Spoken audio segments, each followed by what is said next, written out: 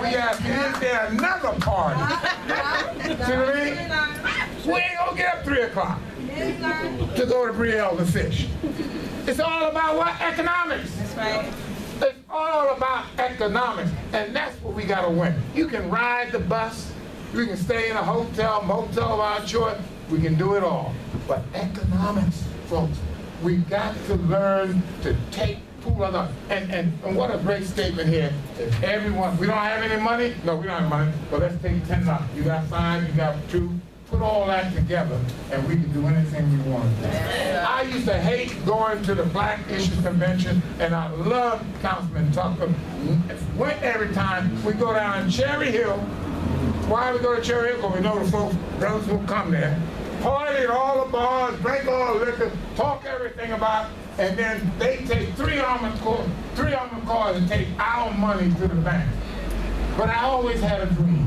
If everyone stepped forward and gave $10, and then we put those $10 together, went and bought a Butler building, and then that next year we would have the convention in our building. Yeah. And the monies that we get there would be able to pay off the mortgage. Yeah. And then we would expand and grow and grow. Newark used to have a black hotel. Anyone remember the name? The Coleman Hotel. Coleman, yeah. What happened, folks? We should own a hotel across the street. Right. It should be our hotel. That's right. Ferguson, man, come on now. Newark is way ahead of them thanks to when this young man came out of Howard, was out there protesting, calling Sharpe James all kind of names on the time.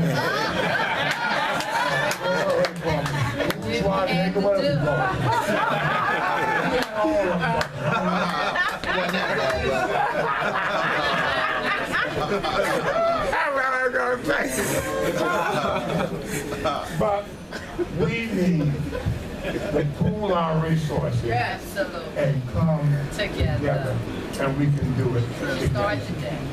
Individually, we might fall. When we come together in unity, there is strength. And there's so much diversity in our race of people. It's a tapestry in itself. Yes, sir. And we can make Newark. Kenneth Allen Gibson said, wherever the American cities are going, Newark will get there first. All right. We and your mothers and your fathers and your aunts and your uncles were the ones, and of course, Baraka's family with Mary Baraka standing out there on William Street collecting money with a blanket on the sidewalk. We gave this nation the first African American of a major East Coast city in America. We shouldn't fail now. We're ahead of everywhere else. I'm going back to Ferguson, I was saying.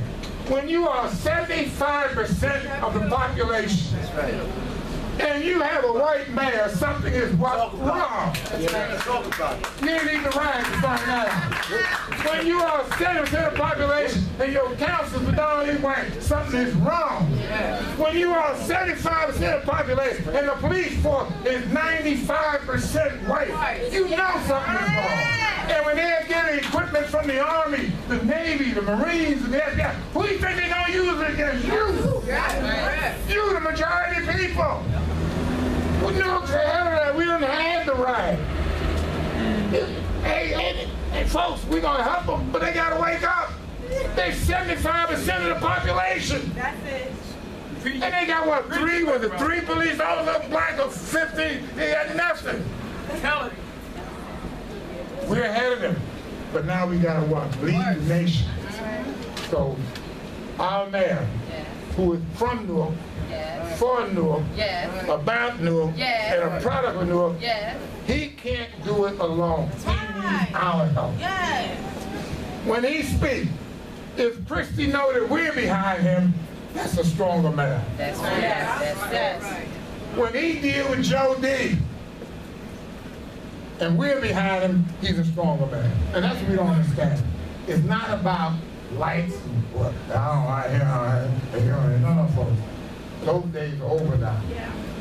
We have to mobilize our strength and our political power. You see, social power, numerical power must be turned into political power. That's right. Newark used to be, and we're going to get it back. No one could come in this state without coming to Newark, New Jersey. Start here. Now they're trying to shift it to the county. That's right. They're trying to shift it, they're trying to take away from our look. The Starlighter. That's it, yeah, the Starlighter. Moving out of Newark.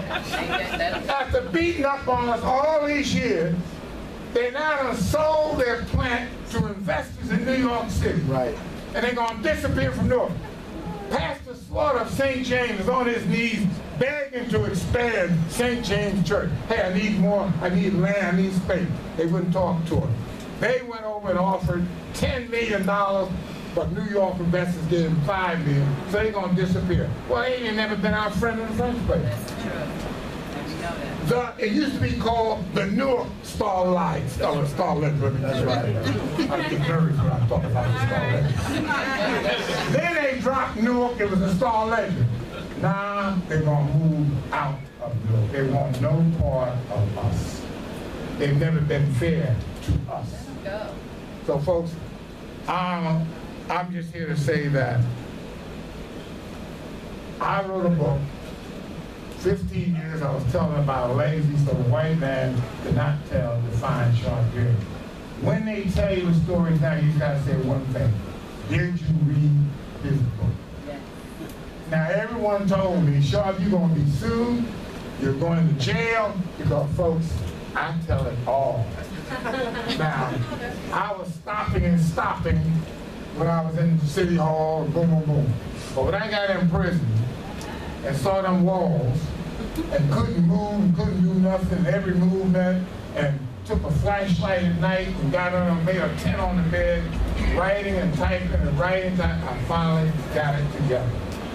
And I told the truth about the people I met. And by the way, you don't know who your friends are until you get in trouble. I made millionaires, I made politicians, I made leaders, and they didn't send me a 10-cent card when I was in jail.